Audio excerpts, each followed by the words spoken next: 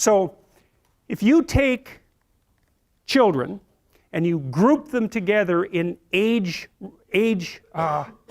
groups defined by age, so let's say you have 32-year-olds, 33-year-olds, 34-year-olds, all the way up to 18. And then you watch them interact, and you code their behavior for kicking, biting, fighting, and property theft, then what you'll find is that the 2-year-olds are by far the most aggressive of the lot. So that's pretty interesting, you know, because you think, well, children are naturally peaceful, and if they're aggressive, it's because they learn it. It's like, no, that's true for a small minority of children.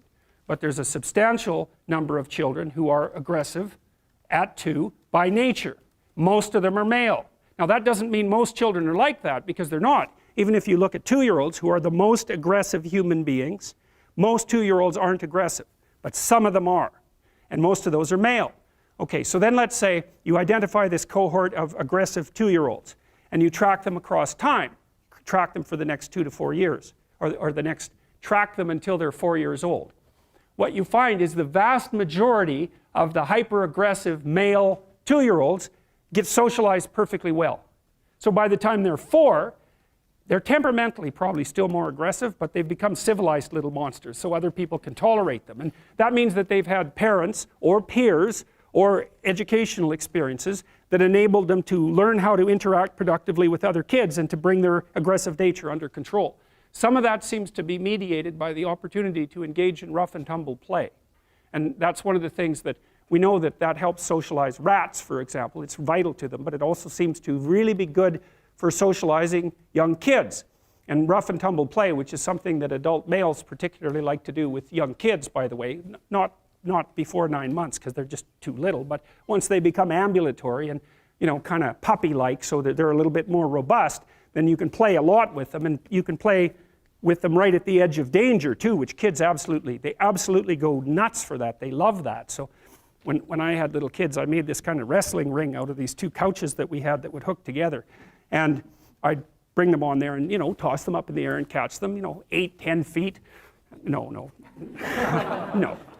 a foot in the air and catch them, and they'd go like this, and then, you know, I'd catch them and they'd laugh, and I'd throw them up and they're all freaked out, and then they'd laugh, and, you know, so they're learning trust with that in an embodied way, and they're also learning, and this is from stretching them out and wrestling them and twisting them around and letting them pull on your hair and hit you and all of those things. They learn deep in their bones exactly what can hurt them and what doesn't, and you want to kind of push them to the edge, you know, so that they can tell the difference between what hurts and what's still within the realm of the game.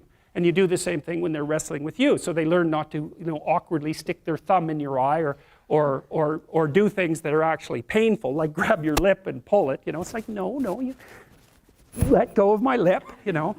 And so that seems to help regulate the aggressive impulses and help the child find a more appropriate embodiment. You could think that what you're doing in some sense when you're rough and tumble playing with kids is teaching them how to dance, because that is what you're doing.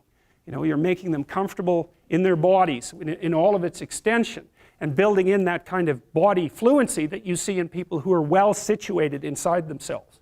And so that's something to really think about, you know, and it's appalling. We know that the ability to engage in rough and tumble play among rats inhibits aggression, impulsive aggression among rats.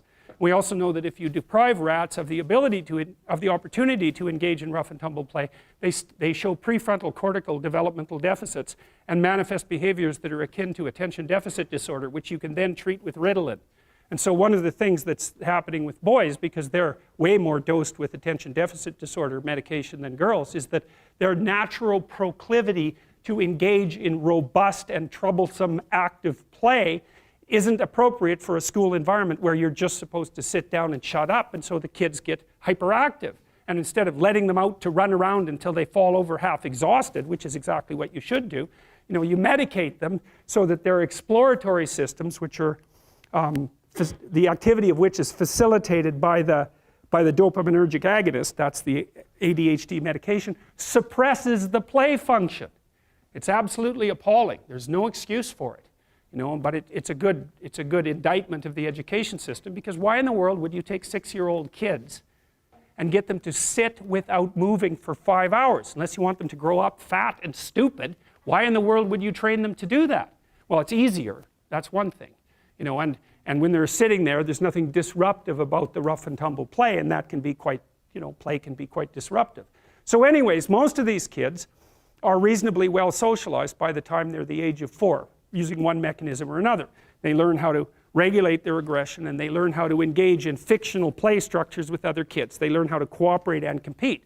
And the advantage to having a well-socialized disagreeable person is that they really don't let much get in their way.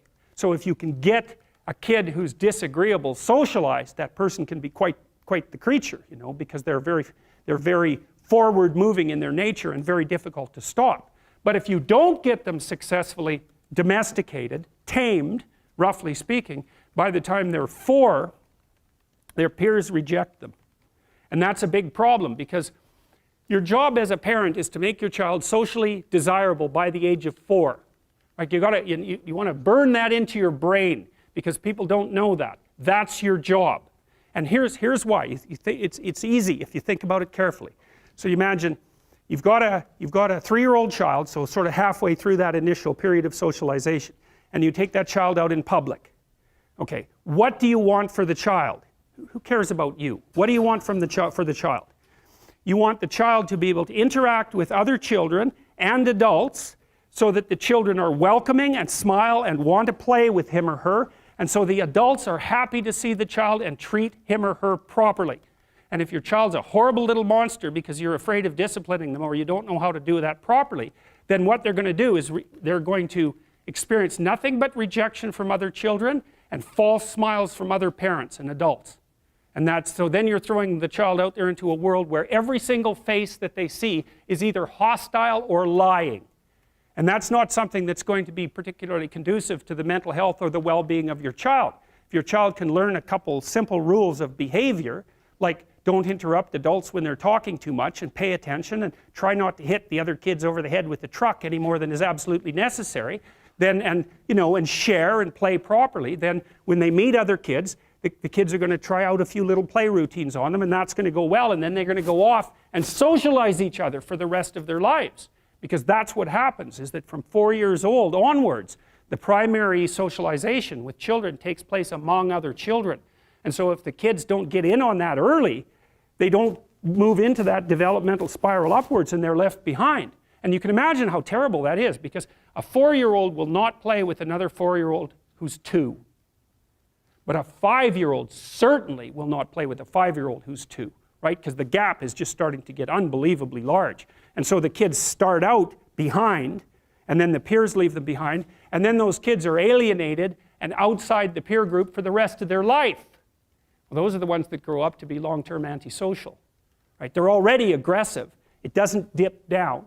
Now, what happens to normal boys, roughly speaking? Imagine the aggressive 2-year-old types. They get socialized, so their level of aggression goes down, and then they hit puberty and testosterone kicks in, and bang, levels of aggression go back up.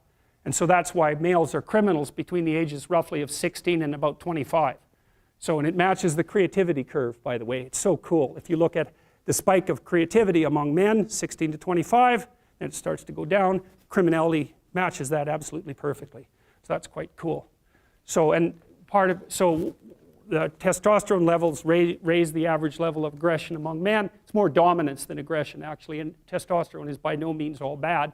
And then it starts to decrease at about age 25 or 26, which is usually when men stop staying up late at night, stop drinking as much, develop a full-time career, and take on the burdens and responsibilities and opportunities that are associated with a long-term partner and family. And so, well, so that's the development of what I would call predatory aggression, because I also think that the agreeableness distribution is probably something like predatory aggression versus maternal sympathy. It's something like that.